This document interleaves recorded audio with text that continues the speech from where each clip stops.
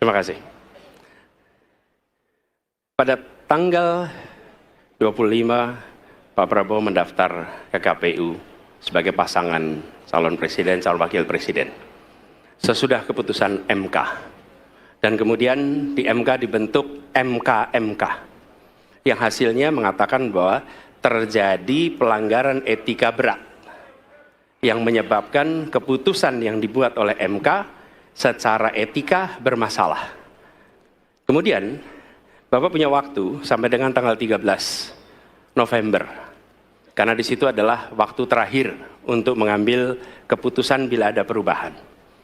Sesudah Bapak mendengar bahwa ternyata pencalonan persyaratannya bermasalah secara etika, pertanyaan saya, apa perasaan Bapak ketika mendengar bahwa ada pelanggaran etika di situ? Dari sekarang. Jadi Mas Anies, ya memang suatu perkembangan politik itu ada beberapa segi perspektif, ya. Jadi tim saya, para pakar hukum yang mendampingi saya menyampaikan bahwa dari segi hukum tidak ada masalah. Masalah yang dianggap pelanggaran etika sudah diambil tindakan dan keputusan, ya, waktu itu oleh pihak yang diberi wewenang.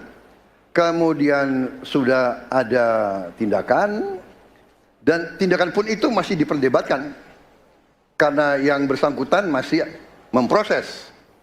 Tetapi intinya adalah bahwa keputusan itu final dan tidak dapat dirubah. Ya, saya laksanakan, ya. Dan kita ini bukan anak kecil, Mas Anies, ya. Anda juga paham, ya. Sudahlah, ya. Sekarang begini, intinya rakyat yang putuskan, rakyat yang menilai. Kalau rakyat tidak suka Prabowo dan Gibran, nggak usah pilih kami, saudara-saudara sekalian. Dan saya tidak takut tidak punya jabatan, Mas Anies. Sorry ya. Sorry ya.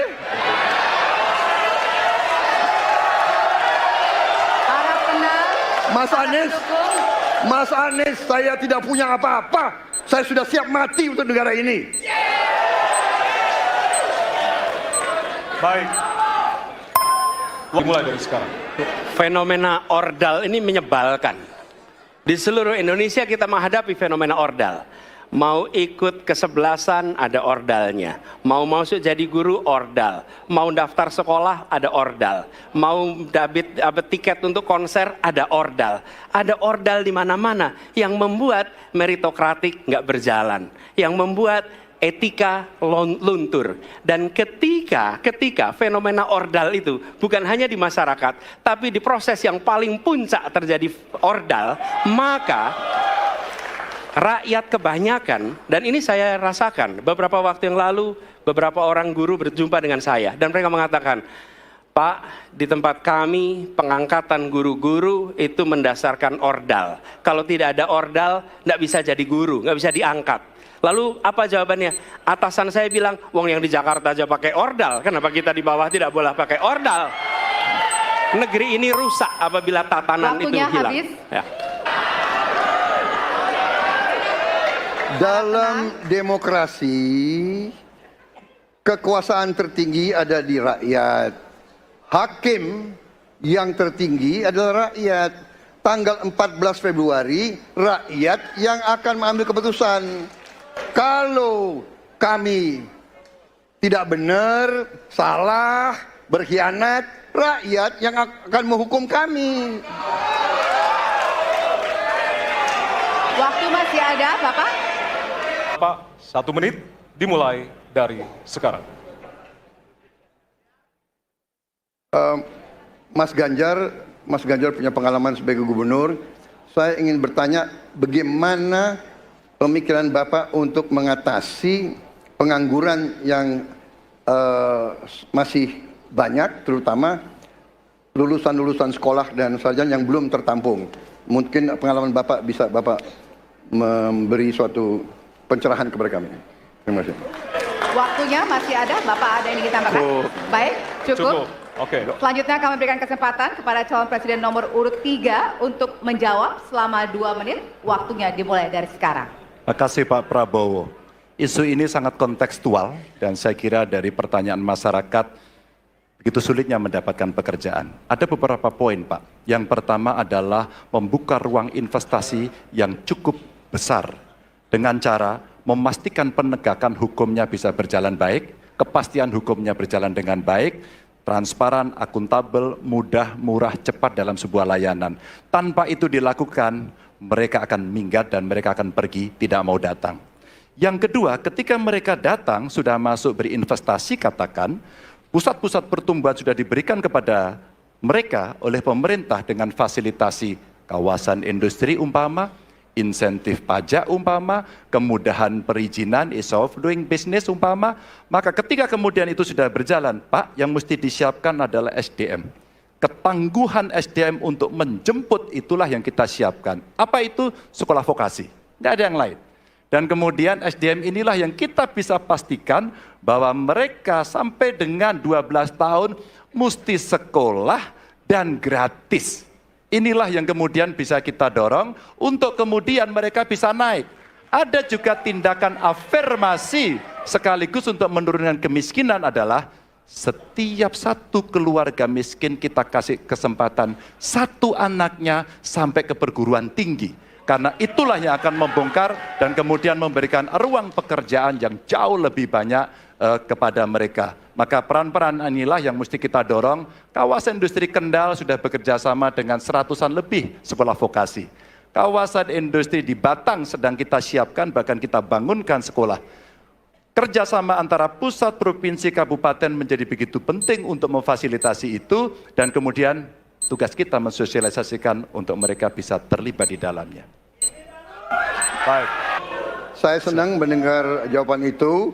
Berarti Bapak bisa mengakui prestasi pemerintah Jokowi dalam mengembangkan KEK semua, mendorong hilirisasi, menciptakan lapangan kerja, mengundang investor-investor ke Jawa Tengah untuk menciptakan pertumbuhan ekonomi yang bermutu dan berkelanjutan. Terima kasih. Ya. Waktunya masih ada, Bapak? Cukup. Pak Prabowo, terima kasih. Ketika kami merancang kawasan-kawasan industri dan bagaimana percepatan itu kita lakukan, kami duduk dengan para menteri, bahkan kami duduk dengan presiden. Kami punya pikiran yang sama dalam merancang ini karena kita ingin menjemput 2045 sebagai negara maju, negara unggul. Itu yang harus kita ciptakan. Maka ketika kemudian soal setuju tidak setuju, kami hampir 10 tahun. Bahkan proyek-proyek strategis nasional yang ada di Jawa Tengah, saya bereskan, Pak. Karena itu bentuk tanggung jawab kami sebagai wakil pemerintah pusat di daerah, dan kami tahu posisi itu agar kita berada dalam satu barisan menjemput keunggulan Indonesia di 2045. Mas Anies pernah menjadi gubernur ibu kota. Dan hari ini menjadi isu publik, saya barusan dari IKN.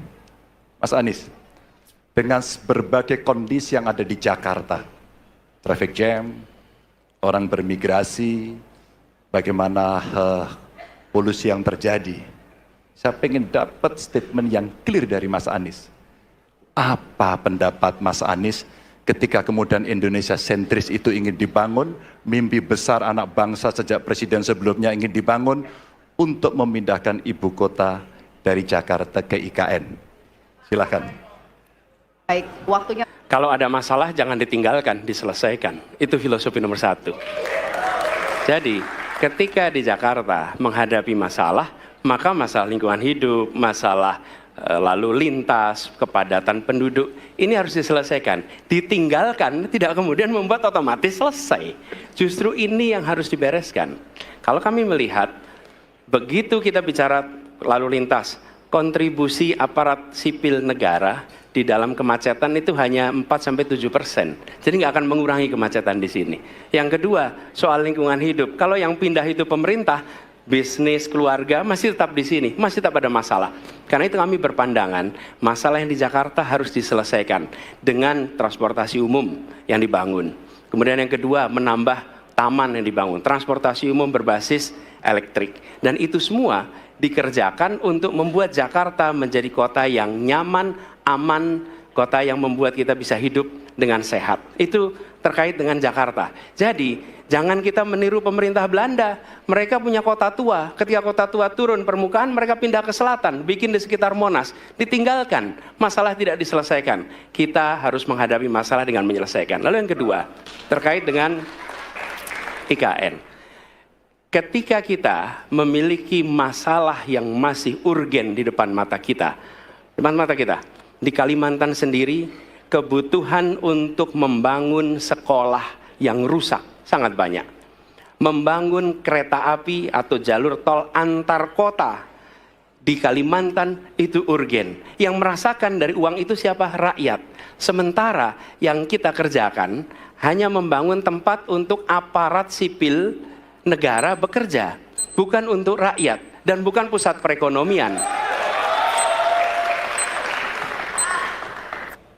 Apakah boleh saya simpulkan kalau begitu, Mas Anies dalam posisi yang oposisi terhadap beberapa kebijakan termasuk IKN, menolak IKN dilanjutkan? Terima kasih. Cukup Bapak? Cukup. Baik.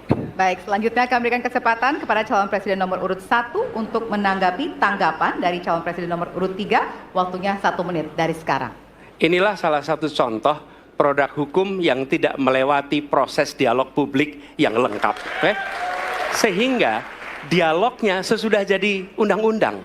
Dan ketika dialognya sudah undang-undang, siapapun yang kritis dianggap oposisi, siapapun yang pro dianggap pro pemerintah. Kenapa?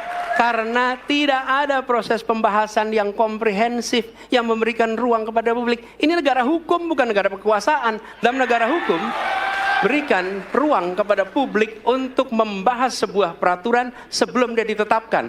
Tapi ini nada-nadanya seperti negara kekuasaan, di mana penguasa menentukan hukum. Dan kemudian dari situ kita berdebat pro kon.